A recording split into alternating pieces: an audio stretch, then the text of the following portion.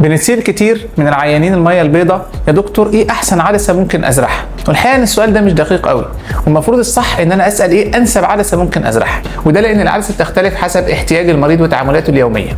وباختصار ممكن نقول ان العدسات بتتقسم لثلاث انواع رئيسيه. عدسه احاديه البؤر، ودي اكتر عدسات بنزرعها في عمليات الميه البيضاء او في عمليات قصر النظر او غيرها، وهنا بتمكن المريض انه يقدر يشوف المسافات البعيده بصوره كويسه جدا وبيستغنى عن النضاره فعلا، بس بيبقى عنده مشكله في المسافات المتوسطه او في المسافات القريبه، فبيلبس نضاره اثناء القرايه او الموبايل وغيرها.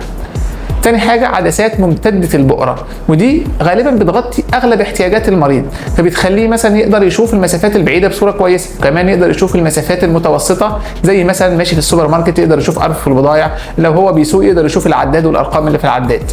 تالت حاجة عدسات متعددة البؤر، ودي بتمكن المريض إنه يشوف في كل المسافات سواء البعيدة أو المتوسطة أو القريبة، وبيستغني تماما عن أي احتياج للنظارة. عشان كده بنقول إن اختيار العدسة لازم يتم بالتشاور بين الطبيب والمريض حسب احتياج المريض وقابليته لارتداء النظارة من عدم.